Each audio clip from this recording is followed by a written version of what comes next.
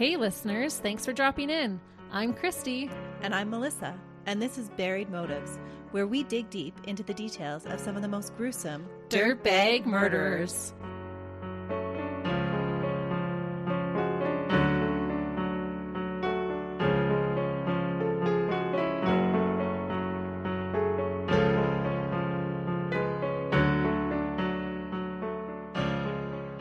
Hey listeners, Welcome back to Buried Motives. we are so glad you're joining us during the daytime.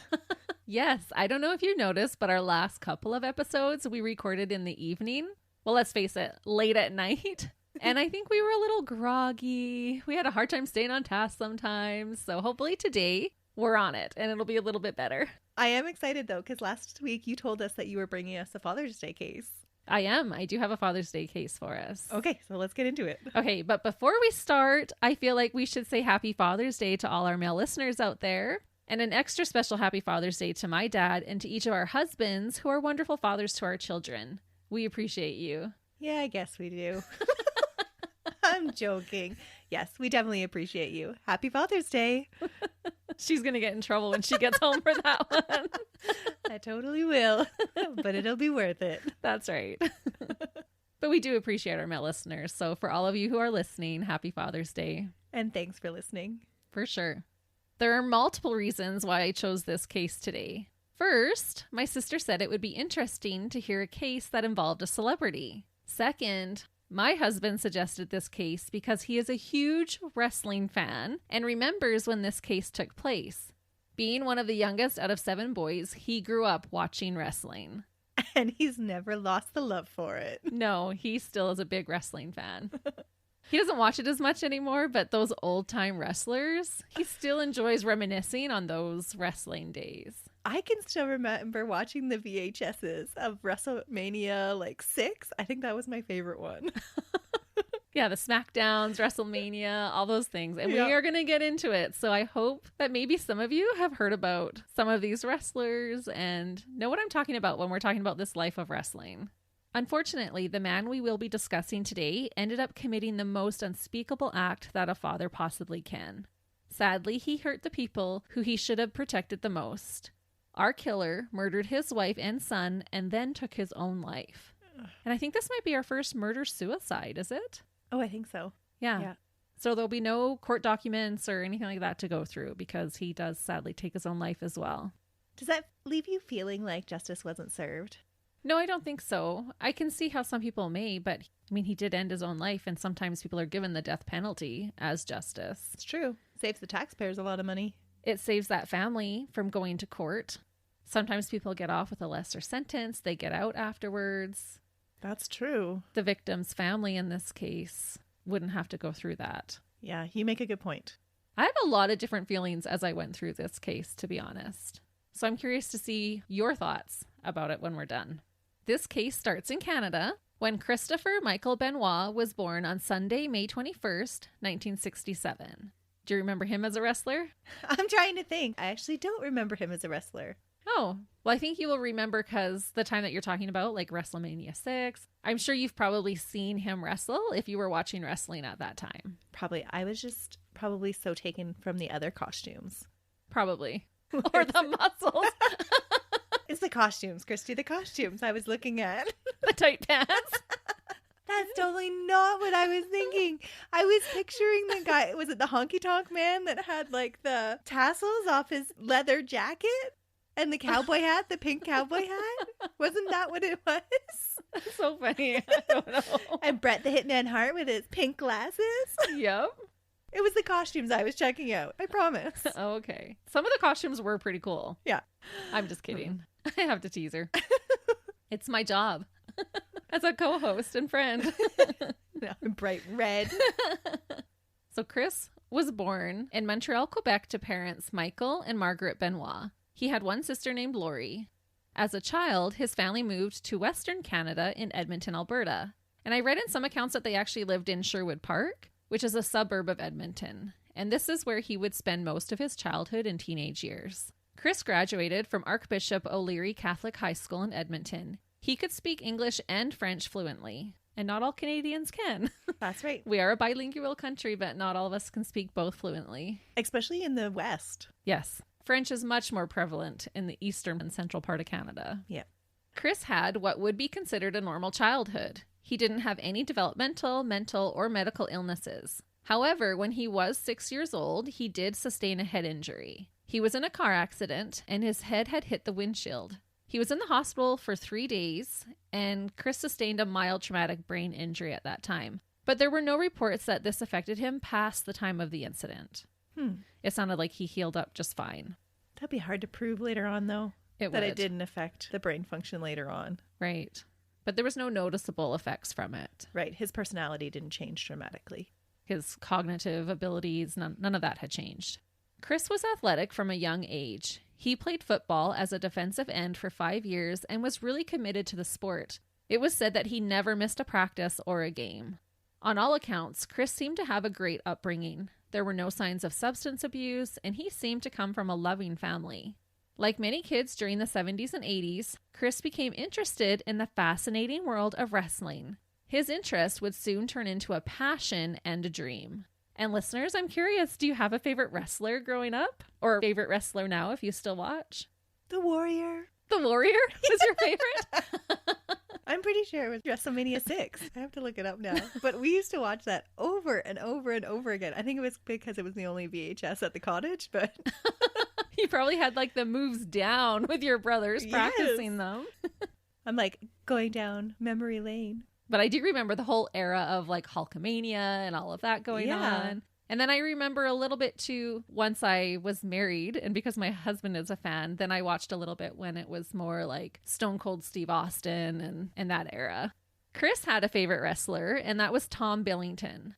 Tom's stage name was the Dynamite Kid and was one half of the British Bulldogs. Oh, I do know them. I remember them too. Chris also looked up to Bret the Hitman Hart, who is my husband's favorite wrestler of all time. He was good too. Mm-hmm. And had tight pants. No, Pink tight pants. In his early teens, Chris was able to attend a local wrestling event where both the Dynamite Kid and Bret the Hitman Hart performed. And this is when his idolization of these two wrestlers began. After seeing the Dynamite Kid at the Edmonton Pavilion, Chris recalled, quote, "I just idolized him. We had backyard wrestling matches, or I would be up in my room, kicking my bed, trying to clone him. I remember how he and Bret Hart stood out above everyone else." His first of many nicknames as a wrestler was Dynamite, in honor of his idol, the Dynamite Kid. Aw. But can't you just picture this, him as a kid, like him with his friends, wrestling in the backyard? Yes, jumping off your bed, clotheslining somebody. Yeah, totally. By the age of 12, Chris started an intense exercise and weightlifting regimen. That's quite intense. Mm-hmm. At By 12? Yeah. His father, Michael, told ABC News, quote, "He was pretty much driven from the age of 12-13 to get into the wrestling industry. Chris lifted weights every day. He was 13 years old, breaking records in high school in our basement." Oh, that's awesome. So before he was even in high school, he was breaking their records. Yeah. One day as a kid, Chris was pretending to wrestle with his pet Rottweiler, and his dog won. His dog's face hit him on the jaw and knocked out one of his teeth. Chris didn't bother to get a fake one put in because he figured that his future wrestling career would just likely knock it back out one day. And I thought, that's commitment to his dream. The poor dog had to wrestle him? Well, they were pretending to wrestle, and then the dog looked up and hit him in the chin, knocked out his tooth. So totally accidental. Yeah. Don't come on us about Rottweilers. The dog was not being aggressive. It was totally just play fighting, and that happened. But I thought it just paints such a picture of Chris as a child on how much he believed in this dream and how committed he was.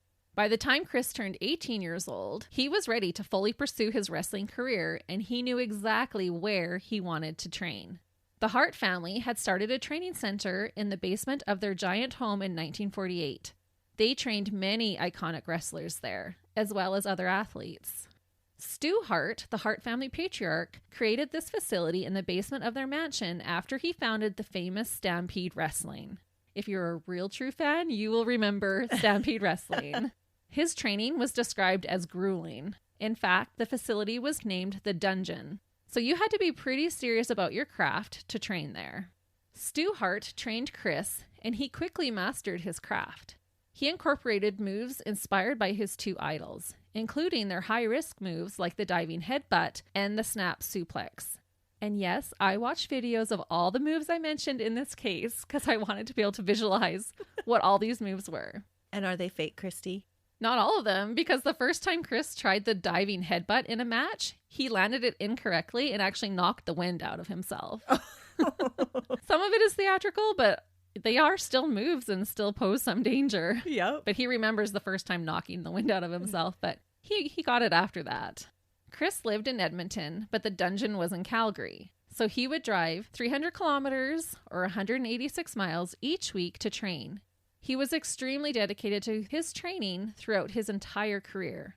If he messed up in the ring, he would train extra hard to make up for it afterwards. He sounded a little bit like a perfectionist, Oh, absolutely. which can be hard on your psyche. Yes. And we are going to talk about his psyche and what's going on throughout this case with Chris. In one documentary, it talked about how he had messed up a move with a fellow wrestler. And then when that wrestler went backstage, Chris was doing 500 squats as punishment to himself for messing up that move. Wow. Mm-hmm. And not that the other guy said anything about it. No, the other guy was fine about it. But Chris was the hardest on himself. Oh, okay. Which a lot of times, like if you think of even Olympic athletes, they're hardest on themselves. And that's what drives them to that greatness. Mm-hmm. Not that it's a healthy way to be, but it did help to spur on his career. Or it's not necessarily unhealthy to challenge yourself either. No, that's right. There's just that balance. Absolutely. Yeah. But he just wanted it so bad. When I say he was dedicated, he was dedicated. Wow. And like we said, from a young age. After 6 months of intense training, Stu thought that Chris was ready to make his debut at Stampede Wrestling. Stampede Wrestling was a big deal at the time. Many of the greats made their debut there. So is this like right before the Chuck Wagons? I'm trying to think. Was it actually at Stampede? So this isn't to be confused with the Calgary Stampede that happens once a year. Okay. Stampede Wrestling was something that was happening downtown Calgary, but every week. Oh, okay. Yeah. In fact, my husband was able to go as a kid. He would take the C train with one of his brothers almost every Friday night to downtown Calgary to watch. And it is still one of his most favorite childhood memories, going to Stampede Wrestling. Oh, so no wonder how he likes wrestling so much. Yeah, it started from a Yeah. young age. That makes so much more sense now. Right? And there was 7 boys in his family too, so there was probably a lot of play wrestling going on there. Chris's first match was on November 22nd, 1985 in Calgary, Alberta. It was a tag team match. Himself and the remarkable Rick Patterson against Butch Moffat and Mike Hammer. They won the match when Chris pinned Butch Moffat with a sunset flip. And that's kind of a cool move because I watched that one too. This first match would unknowingly put the rest of his life in motion. Chris became an international wrestling star with multiple nicknames and a lengthy list of title wins. I will touch on a few highlights because I feel like his career does play a role in what happens regarding this case. But honestly, I could spend the entire episode just sharing his career endeavors with you. Oh, wow. It was almost mind-boggling for me. There was just so much, so many titles, so many things that he participated in. So he was successful. Extremely. But I'll give you a little bit of an overview. Okay. Chris stayed with Stampede Wrestling from 1985 to 1989. His first title win was against Gama Singh for the Stampede British Commonwealth Mid-Heavyweight Championship on March 18th, 1988.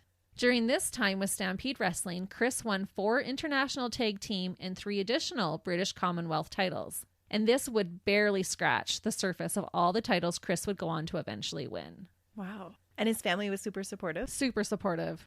Chris stayed with Stu Hart Stampede Wrestling until it closed its rings in 1989. From Alberta, Chris's next adventure in wrestling took him to Japan. He would be part of the New Japan Pro Wrestling from 1986 to 1997. So there was a bit of travel and overlap. He was doing both, competing in Calgary and in Japan. Chris reportedly enjoyed his time in Japan and would arrange his schedule around events there. So was he teaching there or performing there? He was training and then performing there. Okay. His first year in Japan, actually, Chris wasn't even allowed to set foot in a ring at the New Japan dojo. Instead, he did push-ups and he swept the floor. Like, it totally gave me Karate Kid vibes. Like, for the whole first year, he just had to kind of prove himself there. Right. When he did begin his training there, his training regimen was similarly brutal to his training at the dungeon in Calgary. So it's not like he went over there as a mentor, like to teach them how to wrestle there. He No. was going and learning new skills. Yes. Oh, Yeah, and these skills he would bring back into Canada. that is cool. Yeah, and it just helped to really finish off his training, and he became actually one of like the most technical wrestlers that there was. Well, he would just be much more well-rounded. Mm-hmm. And both of the training places in Calgary and Japan were hard programs that he went through. By 1987, Chris was able to start touring in Japan and briefly donned the nickname the Pegasus Kid. And I think that was the only time that he had a mask. Most people will know Chris as Chris Benoit, not by any of these other names that he has. There wasn't one name. It wasn't like the Undertaker or, you know, who just keeps that name. The Ultimate Warrior. That's right. Now I want to go back and watch WrestleMania 6. We need to do that for our next movie night. Chris won a plethora of titles during this time frame. However, perhaps the most significant event to take place while competing in Japan was his match against fellow wrestler Eddie Guerrero. During their match, Chris kicked Eddie in the head, knocking him out cold. This began a significant, lifelong friendship between them. You wouldn't think they would be friends after that. No, but in fact, they would become best friends, and Eddie would have a huge impact on Chris's life. So isn't that the start of every beautiful friendship, is a kick to the head? Well, I dropped you on your head. Yeah, that is true. My first concussion was brought to me by Melissa. Herself. No, it was my fault, but it was in Melissa's truck. I was not driving at the time. Listen to her. No compassion. Just like, nope, not my fault. You're just like the WWF, as you're going to find out. Just kidding. But we're going to come back to Eddie because, like I said, this does play a significant part in his life. Chris was quickly becoming one of the most technically skilled wrestlers of all time. On Larry King Live, Chris Jericho, another wrestler, said about Chris, quote, "He was almost, I'd say, like the Michael Jordan or Wayne Gretzky of his profession. He was that good. He influenced many, many wrestlers all around the world for 22 years and almost kind of changed the style of pro wrestling in this country because he spent a lot of time in Japan and kind of integrated the Japanese style, the Mexican style, and the hard-hitting Calgary style into the WWE and the WCW, the former company he worked for." So well respected by his colleagues as well. I'm having a hard time figuring out where all this goes so wrong. I know, and wrong it does go. Because he sounds like a great guy. He a is. mentor, a friend. Mm-hmm. Yeah. And we are going to talk about it. There's a lot of theories as to how this went so awry. I'm going to blame it on the steroids. We'll get there. A lot of people do blame steroids. It's not what I think, but it is definitely one of the theories. Is it because he's a perfectionist? Melissa, I'm sorry. you have to wait. We're going to get there. Just enjoy the journey. Okay. Okay. I have some theories. Hang on to those and we'll see if any of those theories are the same. I'll try. Okay. Chris competed in the WCW, which is World Champion Wrestling, in 1992 and 1993. The following 2 years, 1994 and 1995, he competed in the ECW, which is Extreme Championship Wrestling.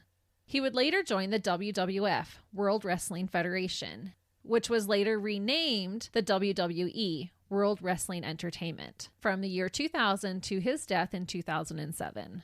He became known as the Crippler after he broke a fellow wrestler, Sabu's neck, at an ECW event called November to Remember. Was it a stunt gone wrong or did he mean to really do it? Well, I'll tell you exactly what happened. Okay. Just a few seconds into the match, Chris threw Sabu into the air, performing a face-first pancake bump, but Sabu tried to change directions while in the air to land on his back instead and ended up landing on his neck. So that's the one where they spin them up high and then they drop them and like step out from underneath them so they fall flat on their face, right? Yes. So it was definitely accidental. Chris took this hard and broke down in the locker room at the thought of possibly paralyzing a fellow athlete. Thankfully, Sabu recovered and still wrestles today. Oh. But I felt like it's just hard to believe that a man who broke down at the thought of seriously injuring another man would later come to commit such horrible acts. By all accounts, Chris started out as a really nice guy, like you said earlier. So did he think he was protecting his family? No. Oh. Well, I shouldn't say no, because nobody really knows what his personal motive was. Right. That's the thing with a suicide at the end, is it's hard to know. Mm-hmm. That's why I don't like them. Not that they didn't get their justice, it's because I don't know the answers. Yeah, maybe, especially if there's no notes left, right? Yeah. In 1995 to the year 2000, Chris was part of the reformed Four Horsemen. Their angle was to overthrow the widely popular Hulkamania that included Hulk Hogan and Randy Savage. Oh, cool. Remember, like it was Randy Hulkamania. Savage was the one with the... He wasn't Honky Tonk Man. He was the one with the white hat and the frilly vest. Yep. It's all coming back to me now. And Rowdy Roddy Piper. Yes. I remember liking him too. With his The little names skirt. are the names are so great. Yeah. And their costumes. Their costumes are really great, actually. I do agree. Chris continued to compete with and against the greatest of all wrestlers, becoming one himself in the process. As many of you know, wrestling is almost as much about theatrics as it is the sport. And that's where we get the great costumes and the personas and stuff. It makes it theatrical. Yeah, all of those yelling matches before the match. Yeah. Yeah. The fake backstage scenes where they're bursting into each other's rooms and yelling. And Yeah, they're interrupting interviews. exactly. The drama. The drama. See, men like drama just as much as we do. During one of his on-camera feuds, Chris was pitted against fellow wrestler Kevin Sullivan. Their rivalry helped to sell out tickets to pay-per-view events. It was a really big rivalry. Lots of drama. Kevin was married to a beautiful woman named Nancy. Nancy was Kevin's on-screen valet. To intensify their dispute, Kevin accused Chris of having an affair with his wife. This was not true, but the fans ate it up. Of course they would. Yeah, like what bigger thing can you accuse someone of?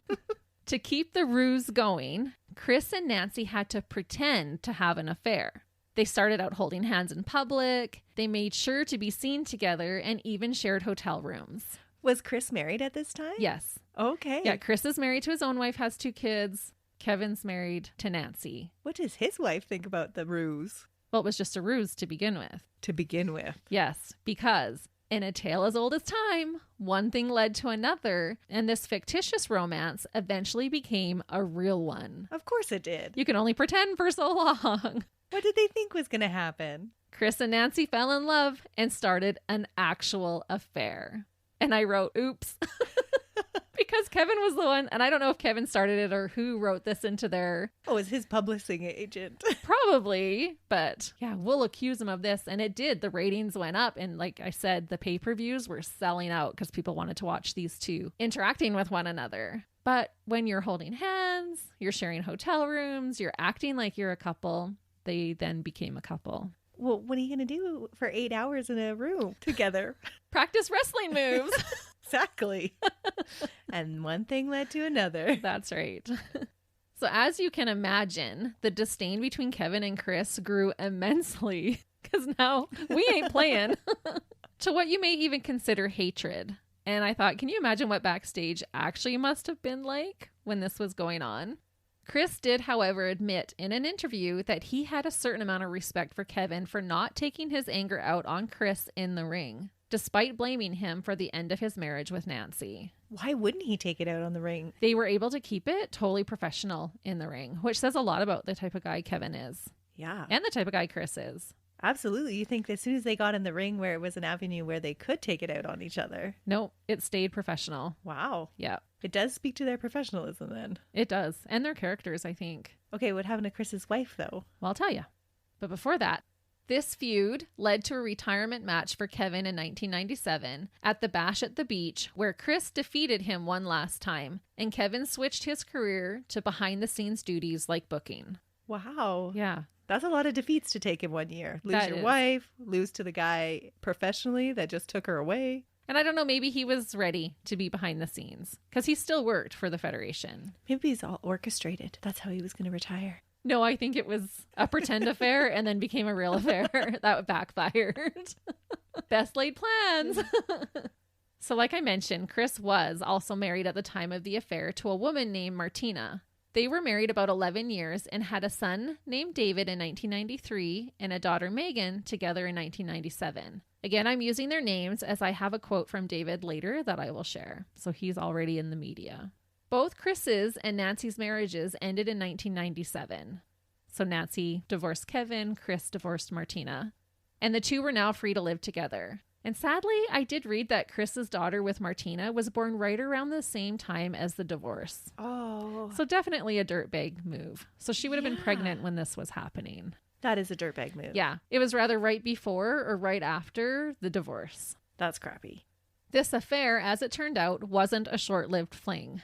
Nancy gave birth to their son Daniel on February 25th, 2000, and they were married later that same year on November 23rd. This was Chris's second marriage and Nancy's third.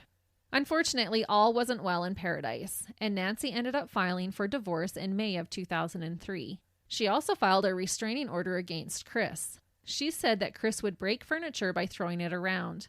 In the divorce filings, she claimed it was, quote, irrevocably broken, and she had undergone cruel treatment. Okay, what's happened to his personality all of a sudden? This is where I think the steroid use is amping up at this time. Okay. Yeah, where I do think he's starting to experience some roid rage and becoming more aggressive. Yeah, from going from a guy that cried because he thought he had hurt somebody permanently to now throwing furniture around and scaring his wife enough that she wants a divorce from him. Right. That's a big switch. It is a big switch. The couple never did divorce. She dropped the filings as well as the restraining order in August of the same year. Sadly, a decision with deadly consequences. Oh. There was talk of his explosive temper during his first marriage as well, but I don't know for sure if that was true or if that's just people saying in retrospect. But definitely his temper was flaring. Okay. But it was noted at this time that he was a user of steroids, and a lot of people, like I said, were chalking this up to roid rage. Although there was trouble in his personal life, Chris's career seemed unstoppable. Altogether, he won 22 championships throughout his time at the ECW, NJPW, WCW, and the WWF WWE. The most prestigious of his wins was becoming the World Heavyweight Champion twice, once in the WCW and once in the WWE. And this was a big deal in the wrestling world. That's like your highest achievement that you can get. At 5'11" and 229 pounds, Chris Benoit was a force to be reckoned with. Because of his achievements, he was inducted into the Stampede Wrestling Hall of Fame in 1995, and then the Wrestling Observer Newsletter Hall of Fame in 2003. Dave Meltzer, one of the industry's historians, said that Chris was considered, quote, one of the top 10, maybe even the top 5 all-time greats. Oh, wow. I can't even mention all his wrestling achievements. There are literally too many to mention. But I think by now we can agree that he was elite in his craft. And then I have 2 little fun media facts. Chris was actually considered for the role of Wolverine in the famous X-Men movie, but for whatever reason that didn't happen. And there's a clip of Bret Hart applying his famous sharpshooter finishing hold on Chris in the opening credits of every single episode of Malcolm in the Middle. Oh, really? Mm-hmm. Chris's fame and fortune came at a price paid by his body. He sustained injury on a regular basis, including multiple head injuries and concussions. In 2001, Chris was in a TLC match, and TLC means tables, ladders, and chairs. That's what they would use to fight with. Chris attempted a flying headbutt move through a table and landed badly, injuring his neck. He went backstage for a moment, but then he came back out and finished the match. He didn't realize how bad his injury was. That's insane. Mm-hmm. Not long after, Chris re-injured his neck at a WWF triple threat match. He performed a back suplex off the rope onto his opponent. This time, he knew he hurt himself bad. He told the ref he was hurt, and the ref told Stone Cold Steve Austin to pin Chris to end the match. Apparently, people knew something was wrong when Chris just let himself be pinned for the 3 seconds to end the match. Oh, wow. Chris had slipped a disc, which moved into his spinal column. Chris underwent surgery and was back in the ring just a year later. No way. Yeah. There's talks later of how family wanted him to just retire. And Nancy actually, as it was getting closer to the end, was really wanting him to retire because wrestling was taking its toll on him physically and mentally. But you look at how much effort he's put in since a little child. That's all he's ever known. Like, that would be such a hard thing to give up. Yeah, he's never done anything else. He's never wanted to do anything else. Mm-hmm. And so to admit that your body can't keep up with you, that would be so difficult. Yeah. And he's doing well. Mm-hmm. It's not even like, oh, you're not winning any matches. You're not doing that great. Let's just quit. Yeah. No, you're on the top of your game still. So is he going to get another head injury or does he get addicted to painkillers? Well, actually, I'm going to talk about something else that puts him on a decline. Okay. So things started to really decline for Chris emotionally on November 13th, 2005, when his best friend, Eddie Guerrero, was found dead in his hotel room. Oh, no. He died from acute heart failure and was unable to be resuscitated by paramedics when they arrived. Eddie was only 38 years old. Oh, that's brutal. And they were all together at the same hotel. Mm-hmm. From the one documentary I watched, Eddie's nephew, Chavo, found him and was holding him in his arms as this was happening. He was still breathing at that time, but yeah, he died from acute heart failure.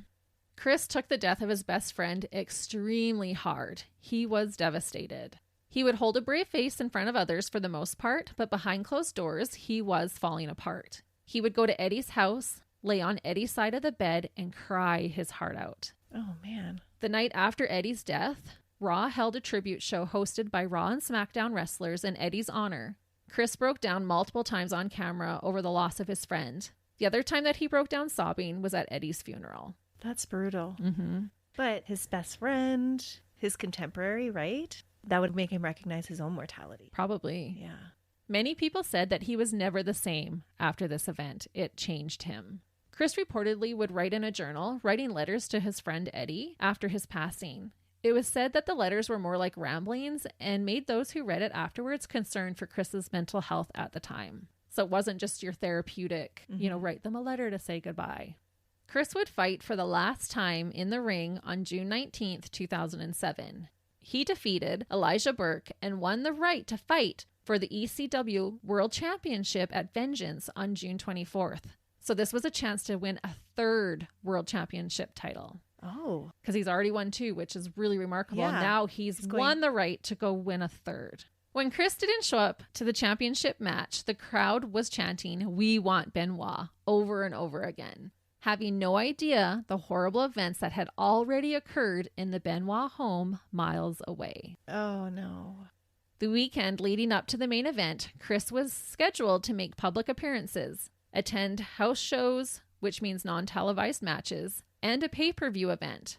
Officials were told that he couldn't make it due to a family emergency. His wife and son were vomiting due to food poisoning. The day that Chris was scheduled to fight for his third world championship was instead the day he would take his last breath. It all began a few days prior to this on June 22nd, 2007.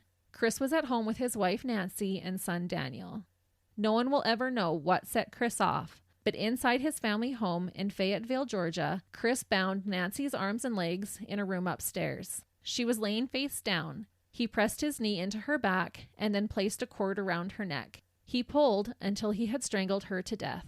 When her body was found, there was blood under her head, suggesting that she tried to fight back, but was it even a fair fight? He was a massively strong man who wrestled for a living. Where did the blood come from? It didn't say, just that there was blood underneath. So I don't know if they fought and she was fought a banging little her bit head. beforehand before he got her to the ground.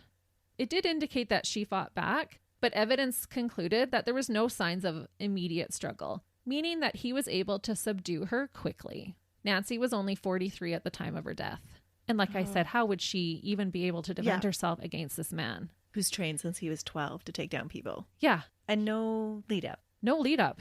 Like no. We have no idea why he went after her. Nope. And why Chris, he tied her up. Yeah, he bound her. Her wrists and her ankles were bound. And do they know how long she was tied up for before she died? I think it was pretty quick because there was no real signs of a struggle. I think he bound her, put her on her stomach, kneeled on her, and strangled her to death. There wasn't like prolonged bruising around the ligatures? No. Okay. Not that I was able to find.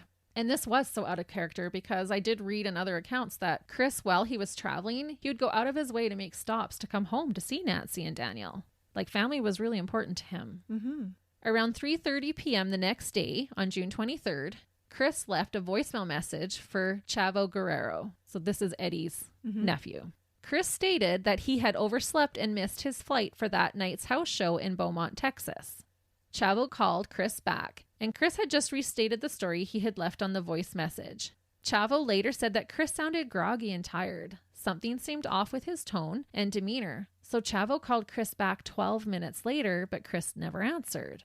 Chris called Chavo back at 3:44 and told Chavo that he hadn't answered his call because he was on the phone trying to change his flight. Because he had said, I slept in and missed my flight, but I'm still coming. He then told Chavo that he had a stressful day because his wife and son were sick with food poisoning.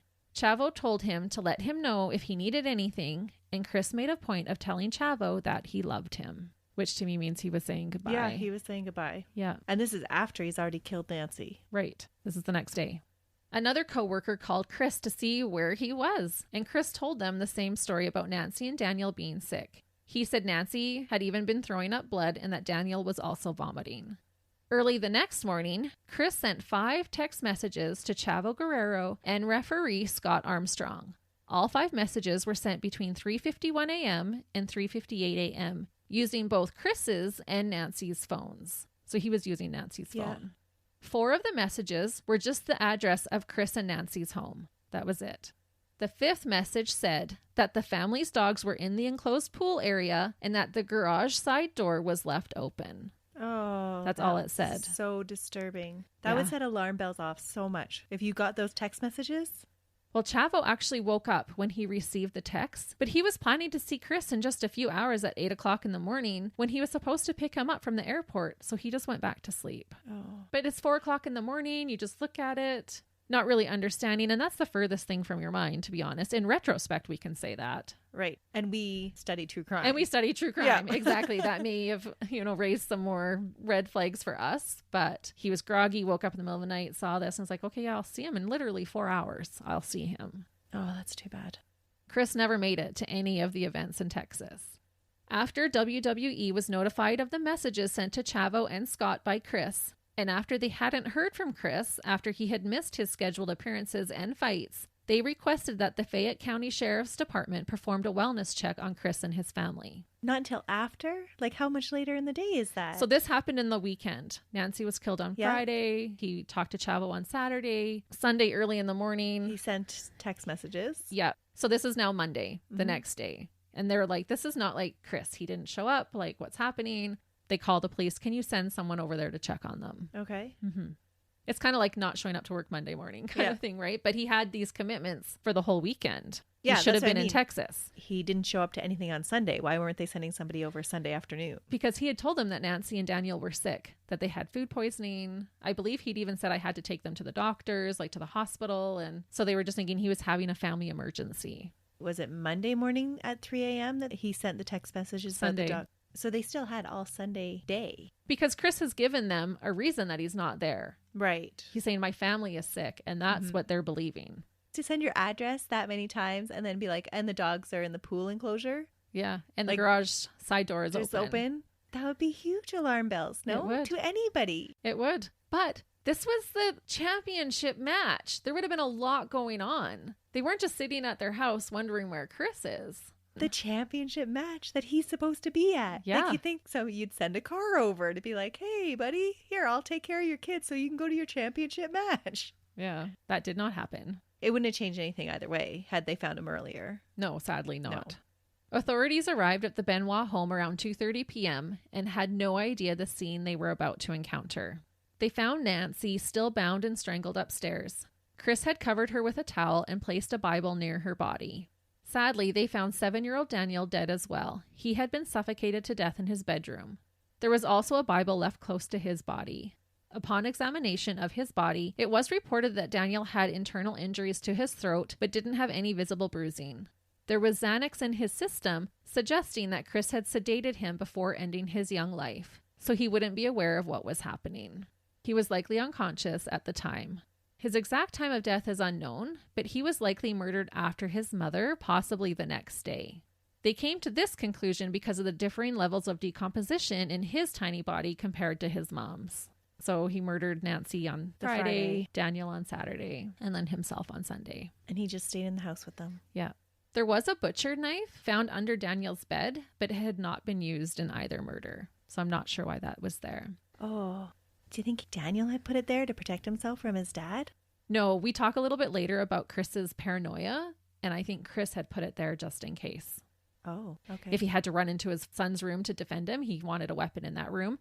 That's just, according to Christy, that's just what I think. Okay. Yeah.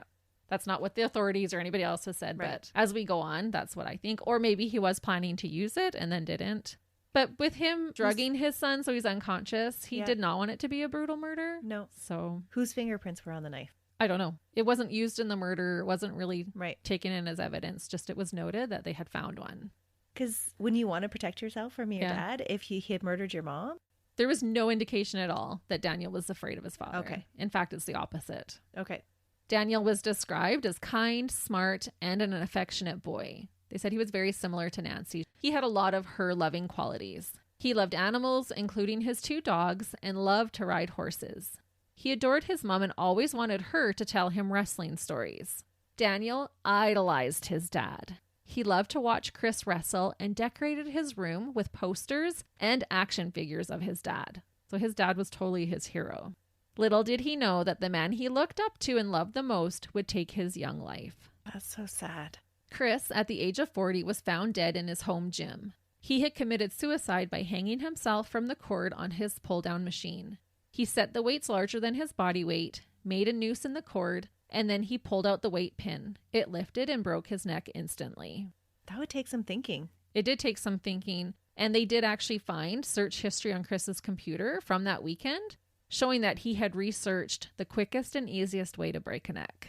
And so was that search history before Friday or after Friday? It didn't say when, it just said from that weekend. There was a third Bible close to where Chris's body was found on his weight machine. So each of their bodies had a Bible close by. And was he a religious person? He wasn't, but Eddie Guerrero was. Oh. And he really respected Eddie. And I believe that Eddie had tried to share some of that with him. And I actually heard that Eddie had given him a Bible and Chris took that everywhere with him. Okay. So I think it was the influence that he had from Eddie. But maybe he was on his own spiritual path. I don't know. WWE was notified around 4:45 p.m. that 3 bodies had been discovered at the Benoit home. Almost immediately, the WWE released a 3-hour-long tribute to Chris's life and career, not yet knowing that the deaths of his family had been the work of his own hands. Oh, whoops. Yep. They promptly shut it down once they found out what had actually taken place. How did they have something ready that quick? Well, there had been another documentary before done on Chris's life beforehand. So I think they took clips of that and just other interviews. They just put a whole compilation together, but it was a 3-hour-long tribute to Chris and his achievements. That's crazy. Yeah, that would be a big whoops. But they didn't know. All they heard is that there's a crime scene here and we have found 3 bodies. You would think that you would get your facts straight first. There was no initial suicide note found. However, there was a note later discovered in another Bible that had been sent to Martina, Chris's first wife, and their 2 children.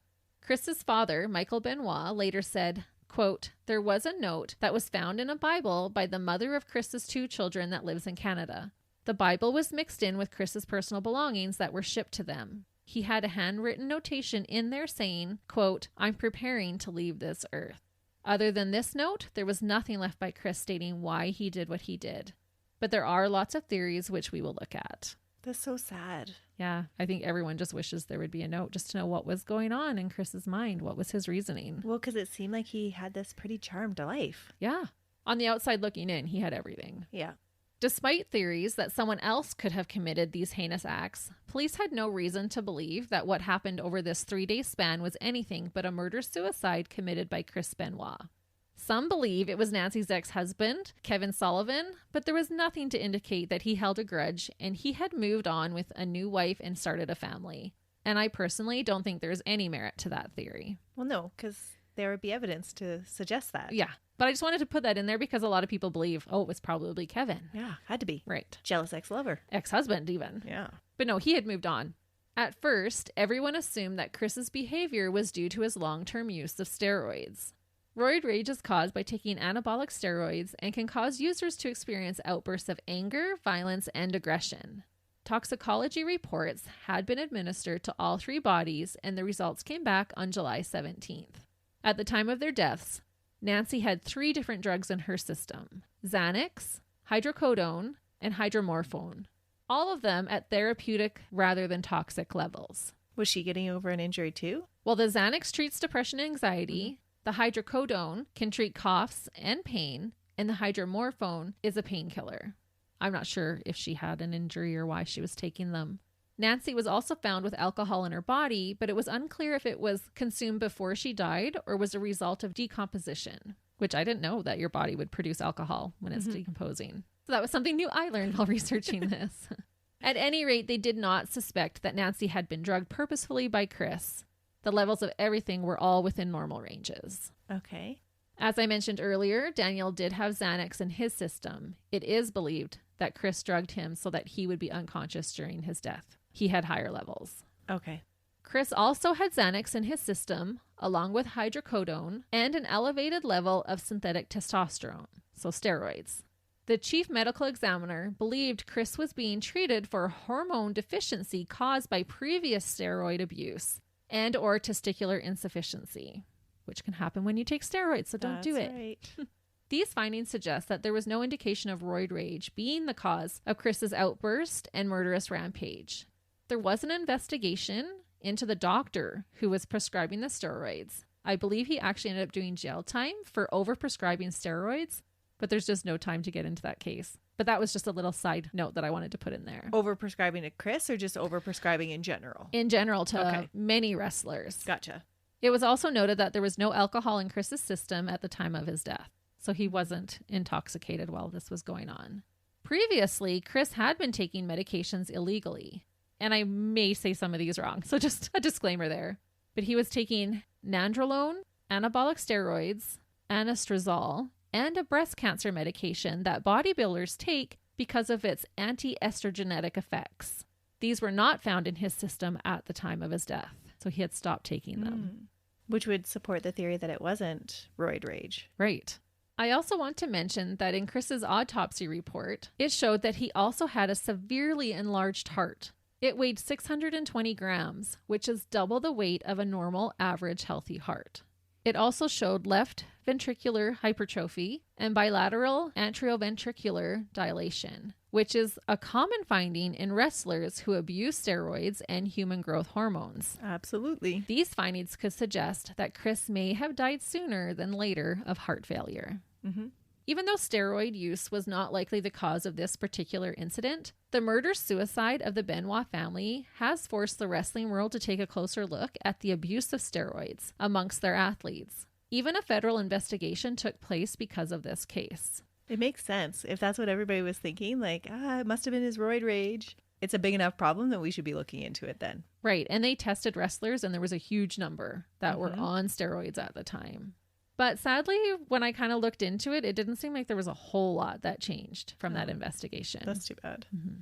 And I just wanted to note here, too, that the method he chose to murder his family, as well as the Bibles being placed by their bodies, did not indicate rage. No, not at all. He did not murder them in a rageful, brutal manner. He didn't beat them. He didn't. Right. Like, he had the forethought to give his son Xanax.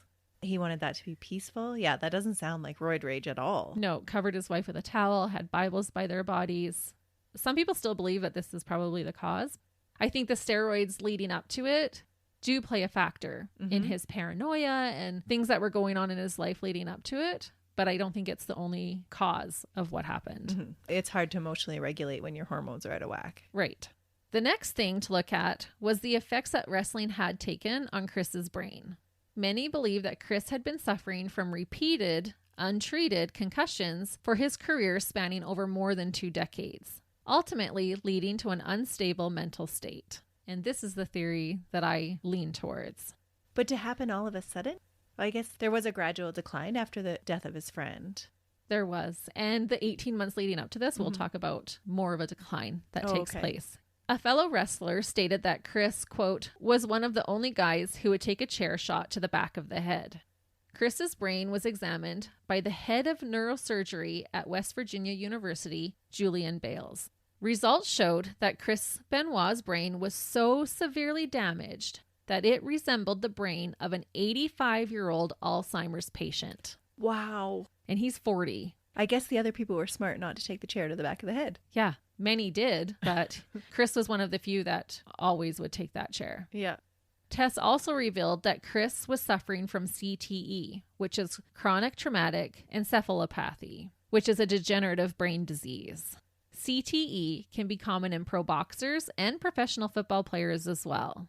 They actually came out with a gyroscope helmet for football players because of it. Yeah, it is really common. Yeah. Chris had brain damage in all 4 lobes of his brain and his brainstem. This is significant damage to find in a 40-year-old physically fit man. Yeah, that's crazy. Julian Bales and his colleagues concluded that repeat concussions can lead to dementia, which can lead to severe behavioral issues. And reportedly, 1/3 of people living with dementia display some form of aggressive behavior. They change because their brains are changing. Absolutely. Chris's family seemed to lean towards this being the cause of the double murder-suicide committed by their son. I tend to agree with this angle of thinking. The WWE dismissed the idea as speculative. Well, because it looks super bad on them. 'Cause Right. they're going to continue to hit people with chairs. Yeah, and we will talk more about how the WWE handled this case, and honestly, it left such a bad taste in my mouth. You're no longer a wrestling fan? Not the higher-ups of the WWE, I'm not. And maybe I'm going to get sued after saying all of this, but they were terrible with this anyway. To go along with the idea of brain damage contributing to Chris's actions, there has been a lot of talk in retrospect about his behavior leading up to the events. Chris had not been himself for months and was growing more erratic and paranoid. So here now we're going to look at the 18 months before. Okay. Nancy's sister and nanny, Sandy Toffoloni, spoke with wrestler Chris Jericho on his podcast, Talk is Jericho, about Chris Benoit after the murder of her sister and nephew. I'll share a few quotes, but it's episode 259 if you want to give it a listen. He also has a 10-year episode about Chris Benoit that may interest you. And that's coming from a wrestler. So he would give you more of that aspect of it. I'll refer to Chris Jericho just as Jericho so it doesn't get confusing while discussing Chris Benoit. So I'm not like this Chris, this Chris. Okay. Jericho mentions that he started to notice things in the last year and a half of Chris's life. He started to call him Houdini because he would just suddenly disappear. They'd be hanging out in a bar or in the arena, and then all of a sudden Chris would just be gone without saying anything to anyone. Where would he go? He would just leave. They wouldn't know. That's why he called him Houdini. Like he'd be there 1 second and then he'd just be gone. He also called him the Loch Ness Monster because he would surface just once in a while and it'd just be a quick little surface. He might call you, but Jericho said if you missed that one call, it was like Chris went back under water and you wouldn't hear from him for another month. Okay. So this is some erratic behavior leading up. Sandra said she noticed Chris becoming paranoid. She said, quote, what really became noticeable was a little bit more of like a sense of unsafeness and paranoia for the family. Like he would just constantly be checking the alarm at night, constantly be checking things. And for himself, like when we would go to the gym and things like that, he would take different ways every time. Oh. So he would take different routes to the same gym. He'd go at different times of the day, and he would even take different vehicles. So he wasn't always driving the same one. Interesting. That is huge paranoia. Yeah, it's really escalating. Sandra continued to say, quote, there was never any issues like that. So when it did start happening, it was something I noticed immediately. Like, what is the deal with this? What is going on? And he seemed to have a little bit more short patience with things. Just that not having its sensibility over certain things. Going into Publix and getting food and stuff, he didn't want to do that anymore. He wanted, he'd tell me what he wanted and send me. Or if Nancy and I were out during the day, he'd just call and say, pick this up. It was a huge personality change. Not crazy huge where everyone else would notice, but the people around him a lot would notice. Interesting. There are other reports of Chris's behavior becoming more paranoid and erratic leading up to the deaths. And this was from the guy who never missed a football game or practice. He was so dedicated to everything, and now he's starting to miss things. He's leaving things. He's changing his paths, his routines. And he's 40. He's 40. When this happens. Yeah. So that's a little late for schizophrenia to come on. Yeah, there's no indication Yeah. that he had schizophrenia.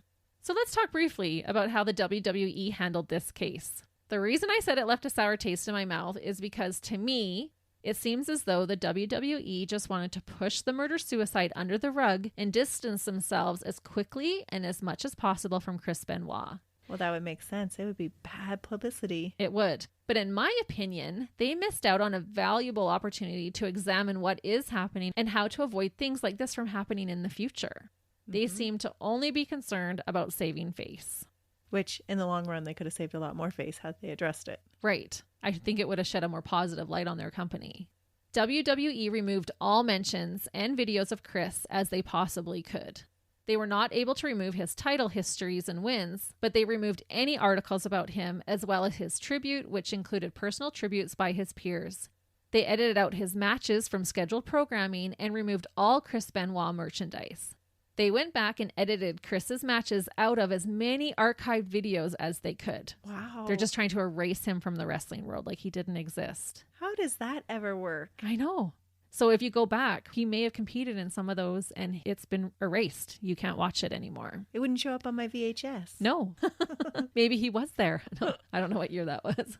His signature was erased from the WWE SmackDown vs. Raw 2008 video game and removed his playable character. The list goes on. It's a long list. And I don't disagree with some of their choices, like removing his merchandise and taking the character out of the video game. But I feel like pretending like Chris never existed and none of this happened is not appropriate either. No. How do you learn from something if you're not going to acknowledge it happened? Exactly. It was just like they wanted to delete button. Chris never existed. He was never part of our team. The Wrestling Observer Newsletter Hall of Fame tried to have Chris removed from the Hall of Fame. It was put to a vote, and by a narrow win, his name remains a member of the honor. I guess you need 60% vote to remove someone, and the vote regarding Chris was 53.6% in favor of removing him from the Hall of Fame. Oh, see, now, and that's one of the ones that is like, oh, maybe they should remove him from that one. He's still in there. Okay. Yeah. Which shows kind of how torn people are about it. And it's different when you're talking about a celebrity. Like, we don't have to worry about this type of stuff is what I mean. When we're talking about regular dirtbags and murderers, we're not having to think about what should be removed from their past. Like, what should be taken away, right? But that's an honor, right? That is an honor. That's not removing his history. That's an honor bestowed upon him. Right. And so to me, that one's like, that's an easy, no, he shouldn't have that anymore. Right. A former coworker, Kurt Angle, said, quote, "This is not the WWE's fault, and this is not Vince McMahon's fault. Chris Benoit was responsible for his own actions." And if you don't know, Vince McMahon is the CEO of WWE. Which, in a way, I have to agree with. He's the one that did that to his family. It is his personal responsibility, and he chose to continue to keep fighting. Absolutely, I believe it's not WWE's fault. Yeah. But I don't believe that Chris would have done this had he not been a wrestler. Right. Had these things not happened. And that's what's frustrating me about how WWE handled this, is they did not try to use this as a learning experience. Yeah. They're just shaking their heads. Not our fault. Not us. Nope. Chris who? Who are you talking about? I haven't seen him. Yeah. Right? Which I don't agree with. That is not right. But to say that it's like McMahon's fault, how does somebody make that jump?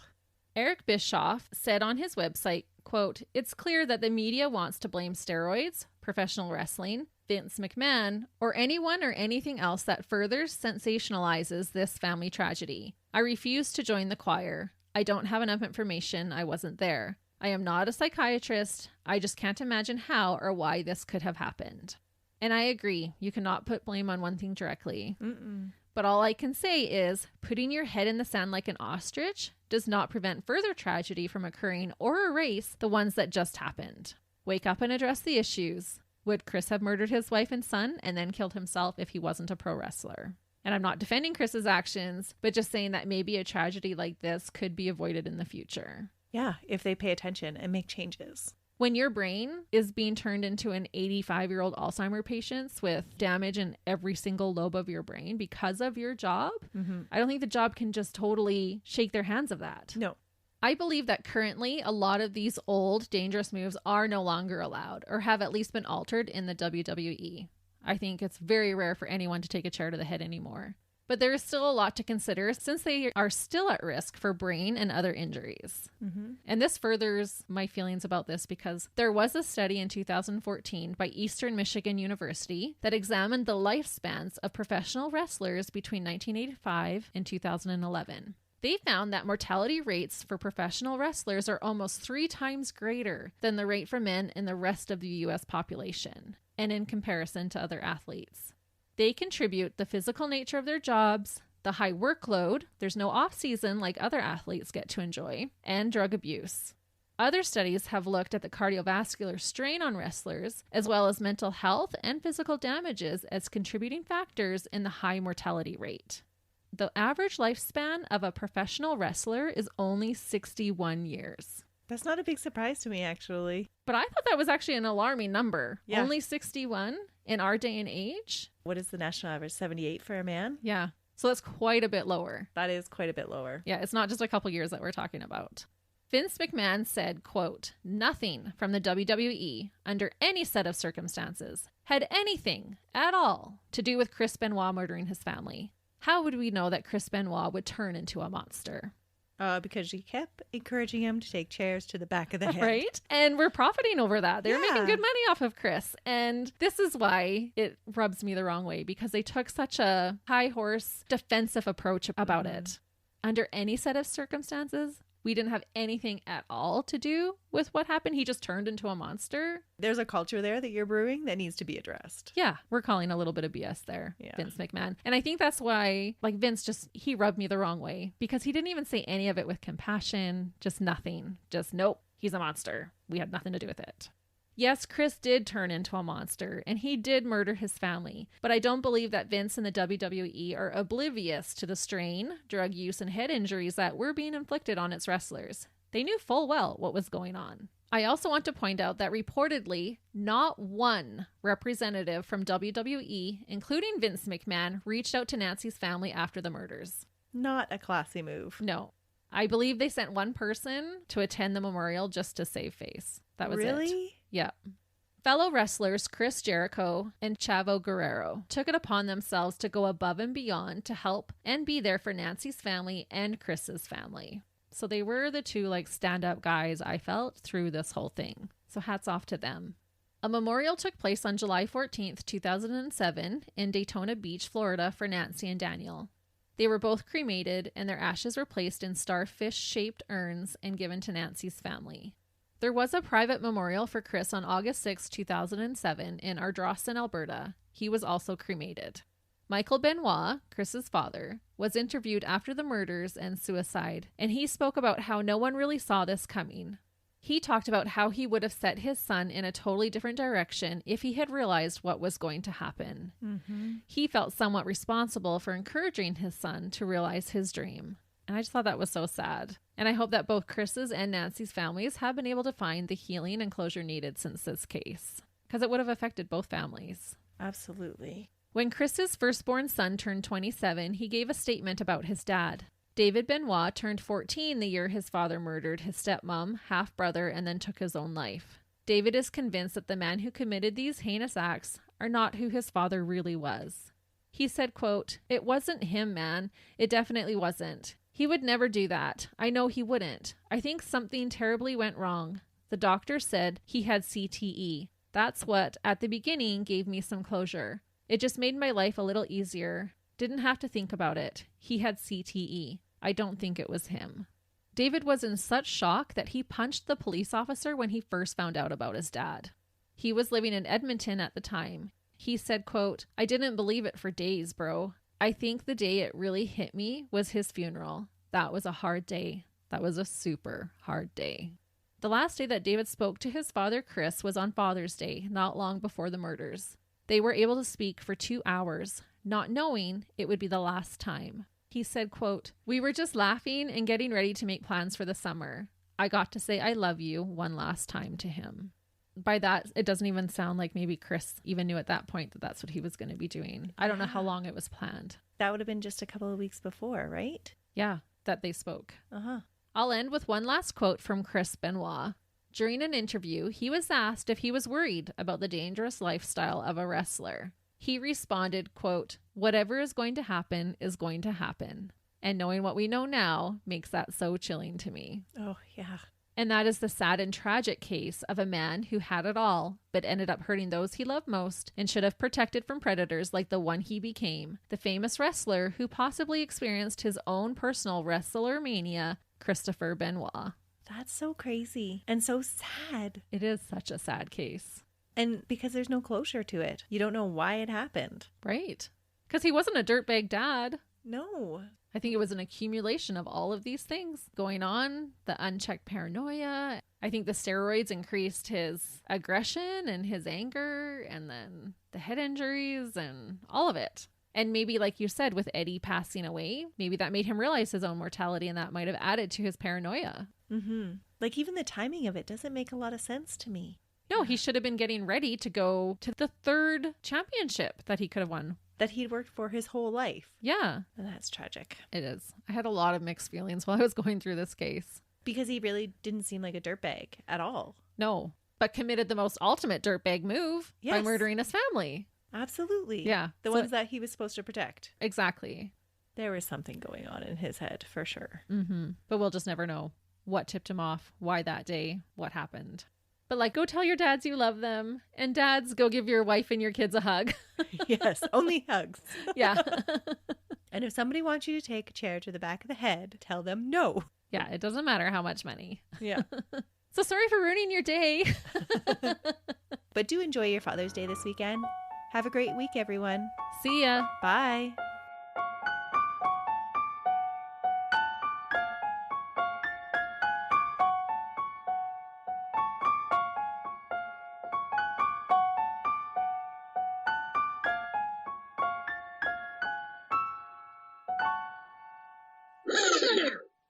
See, we are professionals.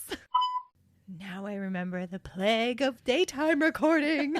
The trucks. The little like Speedos that they wear sometimes. No, That's what you were looking at. Oh, Chris had what we would. Oh, there's no we. Why do I put we in there both times? Now I know what I need to get your husband for Christmas. Yes, please. There'll be a smackdown at our house.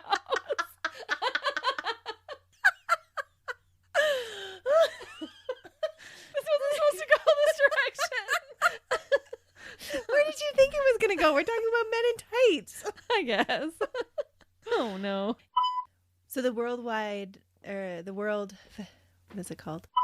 Okay. We need to go get our toes done too. Hulk Hogan. Let's get ready to rumble.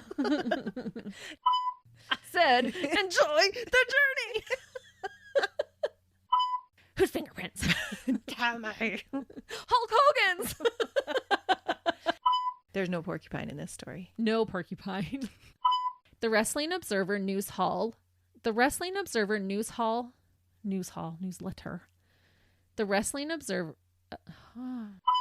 I'm going to make myself do 500 squats when I've done this. No, that's not healthy for you. True. But it would be good for the booty. Not that many times. Nope. I might like you hit me once for a really good amount of money, but not repeatedly.